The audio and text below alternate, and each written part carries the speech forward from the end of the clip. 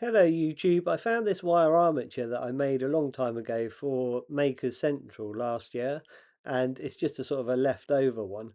So you can see here, you just drill a couple of holes in a block of wood, super glue in a couple of wires, aluminium wire, it's 2mm aluminium wire, and then you just twist it around itself. So you can make this kind of main loop for the body area, and then you do a wire going for the arms, and again you just twist that around itself and make the couple of hands, and then same with the legs. This will be altered quite a bit though to make it more like the shape of Pumpkinhead, but that's how I kind of do a basic wire armature. Okay, this is after a bit of squashing about, and you can see I've changed the shape of his head here, squeezed that in, wrapped a bit more wire around it just to kind of bulk it out a bit, give that main kind of skull shape. Then you can see the arms, I've got them in the position that I want them. The main body, I've squashed more in the middle, so you've got a sort of a rib cage area and a pelvis area. And then the legs are three-sectioned legs, so I had to bend the bottom section to make it into two. So as opposed to human legs, which are just obviously two sections. You can see that I've really arched his back as well, just trying to get the best sort of position that I can to give him the most sort of creepiest look, and also the main sort of shape of the figure that I remember from the movie. Okay, took some aluminium foil and I've just crumpled all of that up over the legs, the main body, the arms and the head, and it gives you the main sort of form. I've got to be careful though, because I've got to keep it really quite thin, like his arms and legs are really quite creepily thin, so I don't want to go too wide at this stage, because I'm going to be coating it in Milliput later on. For his tail, I could have attached it on at the armature wire stage, obviously. I just wanted to get that sort of main line going down through his spine and carrying on where the tail is. So I just wrapped the wire around this aluminium foil kind of stage, and I've twisted it just at the top there to kind of strengthen it. But the rest of it is just a single wire. I can change the position of this slightly if I want to later as I go along, but for now it goes with his main kind of form. Okay, moving on to the first sort of milliput stage. You can see here I haven't done anything fancy. I've just literally squashed milliput over that sort of aluminium foil, and it's just given me the main form of him again, but this time with a really strong coat of milliput over the top. His tail I've kept just as a wire for now because it's quite a delicate thing even with milliput on. If you haven't used Milliput before, I'm using silver grey Milliput today, which is my favourite colour because it shows up all the detail really well. Here's a QR code if you want to go and order yourself some. It's a two-part putty. You mix the two parts together in equal amounts and it sets rock hard at room temperature in about 4 hours. This channel is sponsored by Milliput, so they send me free Milliput from time to time. But even if they didn't, I would still go out and buy it. Like I was using Milliput way before they got in touch with me to sponsor me. So I definitely recommend it. It's a really great product. Just means you can sculpt details like this bit by bit. And as the Milliput hardens, doesn't matter. You can just add a bit more, keep adding a bit more, and also you've got the benefit of as the milliput is starting to dry, it just hardens up a little bit. So you can use different tools depending on if it's at its kind of softest stage or if it started to harden a little bit. So yeah, that stage was basically doing the rib cage area and his sort of abdominal muscles mainly. I just started adding some moss kind of effect to the base as well. Okay, the next stage was adding a lot of the muscles to the arms. He's got these two kind of protruding sort of shoulder spike things. Don't know if they're kind of part of his shoulder blades, I guess. And then I've added, yeah, these muscles that kind of run down the arms. Each muscle is just like kind of making a very basic kind of sausage shape, putting it on, and then just merging it on with a ball stylus tool.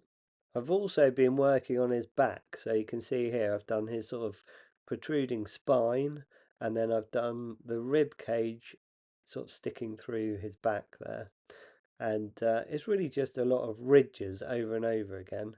Same, I've done like the rib cage at the side as well. That's just sort of showing just a little bit. And then I've gone down and done the back of his pelvis, and just some very thin, again, just little sausages of Milliput put on and then merged in with a ball stylus. And you can see it's looking pretty cool already. I've done exactly the same sort of thing for his leg muscles. Again, it's just making that sort of long sausage kind of shape and just putting it on, getting it to kind of twist around the leg slightly. Muscles tend not to just go straight down the leg. They tend to just, same with the arm muscles, they tend to kind of just loop over the leg a little bit or loop over the arm, and then you merge them in with the ball stylus tool. Right, with the hands, I made them out of wire. So the main loop to make the sort of palm of the hand, if you like, was the 2mm wire. And then each finger and the thumb were done with 1mm wire. Just makes it a lot thinner, so it means you can twist it around that main sort of palm shape. Then what I do is I use one of these. This is a little drill vise, and I just use it to make a hole in the arms that I've made already. So even though there's a wire there, I'll drill the hole just next to the wire that's there already, and then this wire will feed into that hole, and I'll super glue it in place. It's a really good way of making hands. It just makes them so much stronger. Milliput, like I say, it sets rock hard, but with very thin things like fingers, you've still got to be careful with your model. Like if I was to make the hand without wires inside, you could snap a finger off still quite easily. Because if you imagine a rock, if a rock was really, really thin, it'd still snap, wouldn't it? So it's similar with Milliput. Right, same principle here is just to put a very thin layer of Milliput over the top. The Milliput at this stage is still soft as I video this, so I can still kind of manipulate these fingers and thumbs a lot more and refine their shape before the Milliput actually hardens. You can see I've put a couple of ridges on as well, just to show the tendons on the hand. Right, I was going to save his head until right at the very end. I was going to do all of the rest of the sculpting on his legs and things first, but I just couldn't resist starting to do some work on his head. So you can see here what I've done is created the lower jaw to start with, just because, do you remember I had that little kind of bit that I'd jutted out before as a starting point? So it was good to start with the lower jaw, then make the upper jaw. Then I've worked my way back, done his eyebrow ridges. He's got those kind of angry looking eyebrow ridges that kind of slant in. And then I've done a kind of a brain on the top. He has this sort of brain thing. And then a lot of this sort of ridges on the sides of his head. So the next stages on his head were to do the gums and teeth, and obviously that makes a huge difference straight away. He starts looking a lot creepier. And then I've put these kind of balls onto the back of his head, and again they've got a lot of ridges and things in them, but it starts to really kind of show up the details on the back of the head. Um, at this point I can't wait to start painting this, but I know I've got a little way to go just yet. Each year for the past few years I've wanted to do a Halloween video and just never got round to it.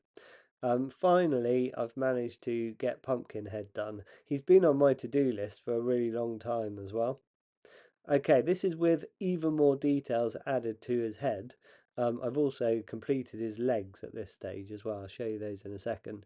But you can see here, there's a lot of kind of ridges and things on his sort of muzzle area. And then loads more detailing in here, all sorts of like veins and warts and bumps and things on the back of his head. That's going to add a lot more interest when it comes to the painting stage. I've also put a tongue in his mouth, and then you can see on the legs I've done a lot more to obviously the thigh area, and then the middle sections of his legs, and then the lower sections. They've all got basically like bones that are a bit like shin bones. And then I've done his feet as well, added some claws on there, and they're looking pretty cool. The fingers are a bit more refined. A lot of the details of the fingers I think I'm going to bring out at the painting stage. You can see that the tail was pretty easy to do as well. It was basically just another very thin layer of Milliput, and then I just added a few kind of bumps and bits of texture into it. there's a sort of a tip to the tail as well, which is just a sort of simple point. But yeah, kept it very thin, very simple. His actual tail has got like it looks like vertebrae going all the way down it. So I could have spent hours just doing the tail, but I thought no, life is too short. I'll just leave it like this. If I want to add more details to it in the future, I can. Okay, the first painting stage, I just painted the whole thing in this flesh colour. I'm using System 3 acrylic paints to do all of the painting stages on this. And to mix the flesh colour, I just used a mix of yellow ochre, tiny bit of cadmium red, and white all mixed together. Um, Obviously, you can vary your skin tones, so you can make it darker or lighter, but this is just a base coat. I love doing this stage because it means you can just paint basically the whole thing without really thinking about it too much. I've left the inside of his mouth for now because that's going to be darker anyway, and I've left his teeth. So there are three main techniques that I like to use when I'm painting. The first is just laying a flat colour, which is what I've done already. Okay, then there's adding a wash. So this was taking brown colour paint, that's just a mix of emerald green and cadmium red, and you can see it's a really dark brown. Then you really water that down, and when you apply it, it just sinks down into all of the little grooves and gaps, and all of the light areas are kind of left, or you can kind of dab them off a little bit with a bit of paper towel. Okay, the other method that I like to use is called dry brushing, and that is where you tend to take a lighter colour normally, and you put it on your brush, you dab it on a bit of kitchen paper until your brush is almost dry, and then you just kind of dust it over all of the higher areas, and it brings out all of these kind of little ridges and bumps and things even more. I'll be doing that in a second.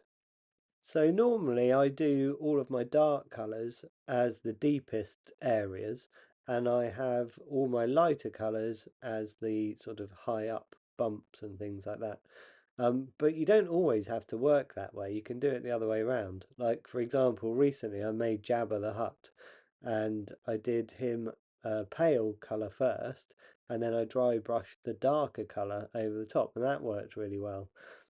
Okay, you can see here, this is with a lot of the lighter flesh colour brushed over the top of everywhere. Then I've added little tiny hints of pinkish colours everywhere, like on his tongue and on those bumps on his head, for example. And again, that was just really watered down, so it's added like a little wash over the top. It's a good way of adding kind of hints of colour. I added a grey wash over everything, but I don't think it worked too well, so I ended up re-adding a dark wash over everything. Right, after I added that extra dark wash, I let it dry, and then I've gone over the whole thing with a layer of wood flooring PVA glue. I don't just use kids PVA glue, I either use wood flooring PVA glue or super PVA, just because it's much tougher and it means you can put it on. Obviously, when you first put it on, it's white, so it looks really strange like it does here. This is still wet, clearly. And then what happens is the glue, as it dries clear. What it's doing is it's providing like a extra layer of protection for your paint, but it also gives a glossy look to your character. So some characters you might not want them looking glossy, and in that case you might just paint them and then just leave it just as paint. But with this, I've gone over with the PVA, and you can see you get that kind of slight wet look to it. This is after the glue has dried. You can see it's all dried pretty clear. Might be very slightly opaque, and it's possibly still drying at this stage. You can see a bit of white on the base, for example, later on, and it shows that there's still some glue that hasn't fully dried yet, but this gives you the main sort of idea. I think you'll agree that a lot of the detail that I lost when I put the pale grey wash over the top has come back again after I added another brown wash. So You just got to think carefully about your washers before you put them on. Like I could have saved myself a lot of time if I hadn't put the pale grey wash on. It probably has done something. It's probably added something overall. But you can see all of these details, especially on the chest area and down on the sort of abdomen area. They all show up really nicely, and on his back as well. All of those ridges and things. You can see here that there's still a few patches of white glue in between a lot of these sort of bumps in the rib cage. So it's still definitely drying, but it's getting there. And yeah, you definitely get the idea what he's going to look like. Okay, if you've enjoyed this video, please make sure that you check out some of my other videos because I've made so many creatures from various movies. I like making creatures that are particularly weird looking or creepy or, a little bit unusual. So yeah, check those out. There's a lot of really famous ones, like E.T. and, Gremlin and Gizmo. Loads of stuff from Star Wars, 'cause I'm a big Star Wars fan. But yeah, there's a lot of things that are a bit more obscure as well. Weird creatures like the ghoulies or, critters or the thing from Brain Damage, for example, or Terror Vision. All these kind of really cool movies. A lot of them are from the 80s, but I love stuff like that. I've made Harry the Bigfoot, from Bigfoot and the Hendersons, that sort of thing. Harry was just a head, but I've done quite a few that are just heads, like I did Predator, for example. I'd like to do a life-size xenomorph from Alien at some point. I've done the egg, and I've done a face hugger, and I've done a chest burster, so it makes sense that at some point I should do the actual xenomorph as well. It's just trying to persuade my wife that she needs a life-size one. I'd like to thank anybody that is subscribed to this channel just for sticking around and putting up with my videos. I hope you all have an amazing Halloween, and if you're going out trick-or-treating, um, make sure you don't run into any creatures that look like this one. It's not the sort of thing you'd want to meet. While my channel remains quite small with only 2,000 subscribers, I try to answer any comments that I get.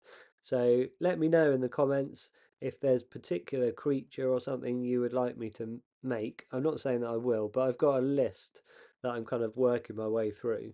And if you happen to mention one that's already on my list, I'm more likely to make it then and there. I'd like to thank Milliput for sponsoring this channel. If you haven't tried Milliput, go out and get yourself some. But yeah, hit subscribe if you want to see anything that I make in the future. Thanks for watching, and I'll catch you in the next video.